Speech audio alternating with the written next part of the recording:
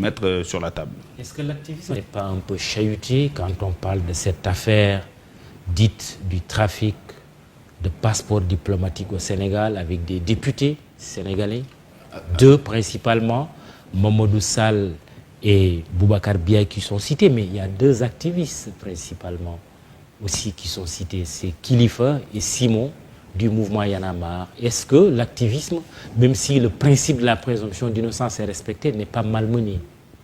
Bon, je ne pense pas que ces députés soient activistes. Non, je parle des deux activistes, Kilifeu et Simon. Mais je ne veux pas qu'on mêle justement les deux, très bien. Les deux affaires. Si vous voulez. Oui.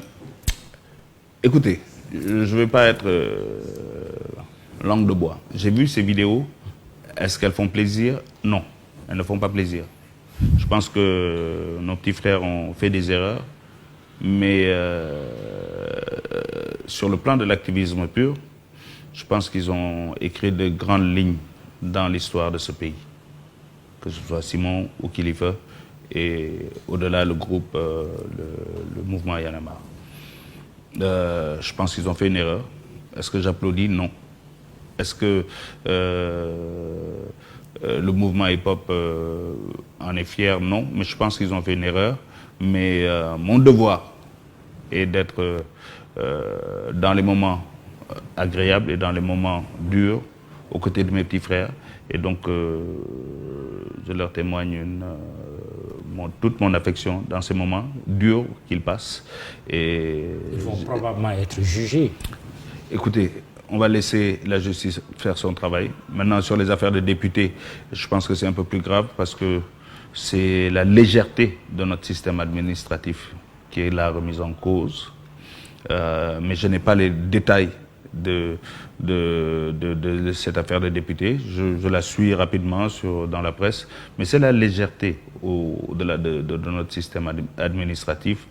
Et ce n'est pas nouveau. On sait qu'il y a des catégories de citoyens ici qui bénéficient de certaines largesses. Et c'est tout ça. 20 000 passeports diplomatiques au Sénégal. Donc et toi et moi, nous savons quelles sont les catégories de genre de personnalités à qui on offre cette légèreté. Pour moi, c'est de légèreté de l'administration.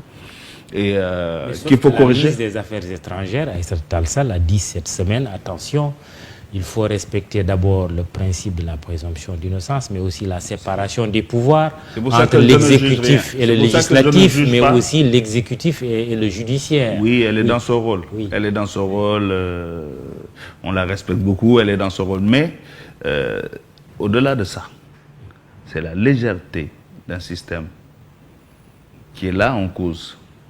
C'est parce qu'il y a légèreté qu'il y a des failles.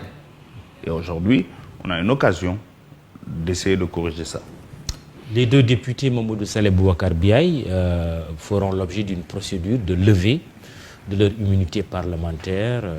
Le ministre de la Justice a saisi l'Assemblée nationale dans ce sens. Je pense que pour eux-mêmes, c'est le moyen de laver leur honneur. Il faut s'arrêter à ces deux députés ou est-ce qu'il faut questionner aujourd'hui l'Assemblée nationale sénégalaise? Au-delà de l'Assemblée, oui. C'est la légèreté même. Il faut aller au fond de ce système.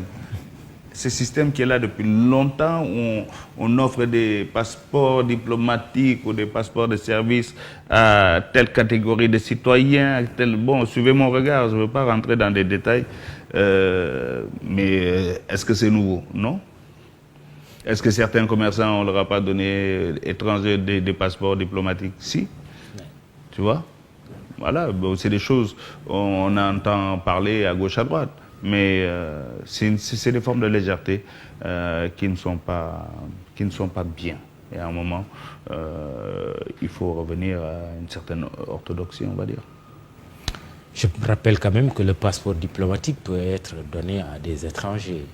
Mais ça doit participer d'une vision claire de politique étrangère. Qu'on ne soit pas léger. Quand on donne un passeport diplomatique à Nelson Mandela, tout le monde applaudit. Oui, et ça c'est bien. Je ne dis pas qu'il ne faut pas le faire. Je dis qu'il ne faut pas qu'on soit léger. C'est pour ça que depuis tout à l'heure, j'ai dit une légèreté. Voilà. Alors, Didier Awadi, on ne peut pas ne pas parler de musique. La musique, enfin, la musique, parce qu'à la base, au moins 5 minutes de musique. La musique en cette période de pandémie de Covid-19, ça donne quoi?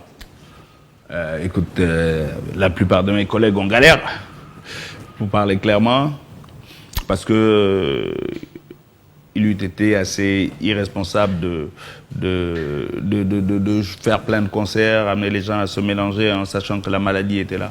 Donc on a beaucoup moins joué, donc beaucoup moins d'entrées d'argent.